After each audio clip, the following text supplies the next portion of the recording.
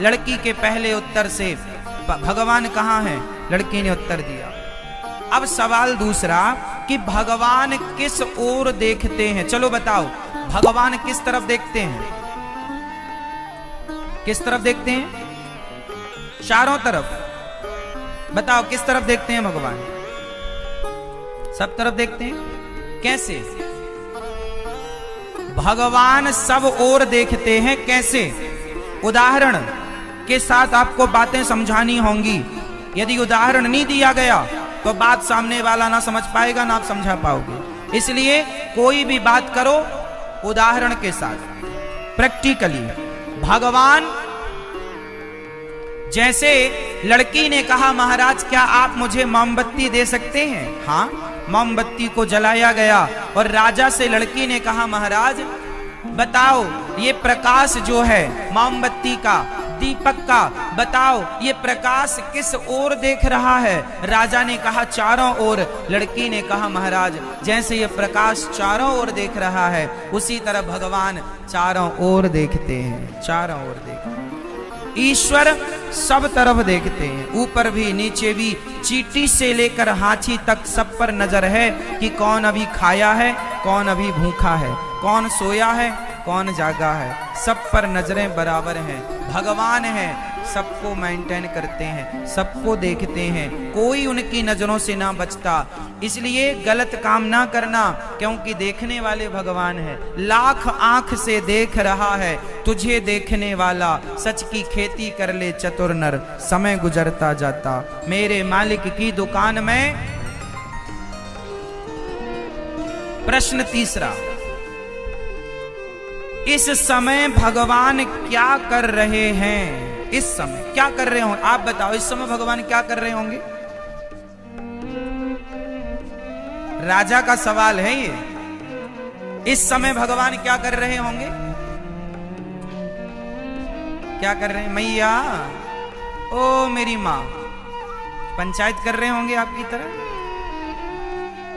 नहीं? क्या कर रहे भगवान इस समय? लड़की ने कहा महाराज मैंने आपके प्रश्नों का उत्तर दिया तो मैं हुई आपकी गुरु।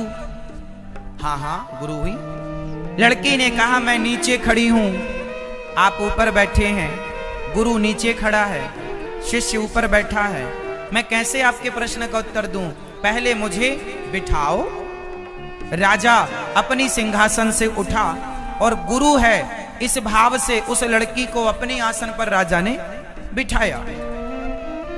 लड़की बोली महाराज जो इस राज सिंहासन पर बैठा है उसके सिर पर यह मुकुट होना चाहिए, या जो द्वार पर खड़ा है सामान्य व्यक्तियों की तरह उनके सिर पर मुकुट होना चाहिए?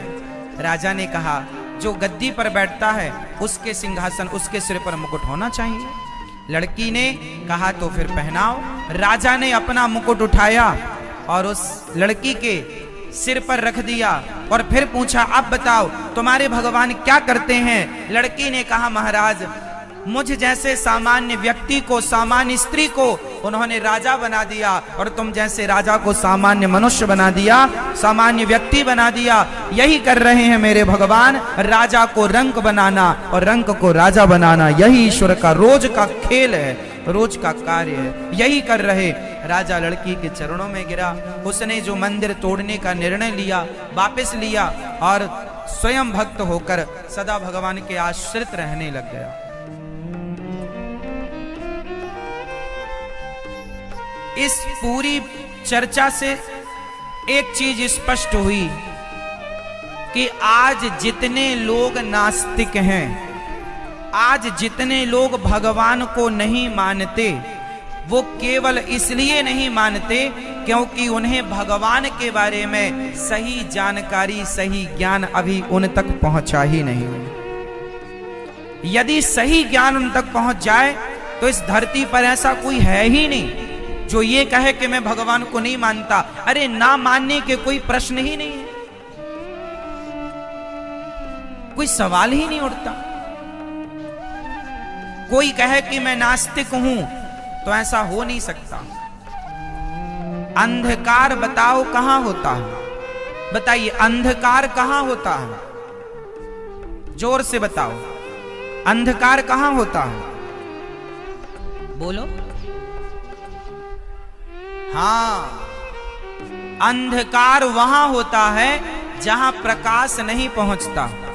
जहां प्रकाश नहीं है वहां अपने आप अंधकार है।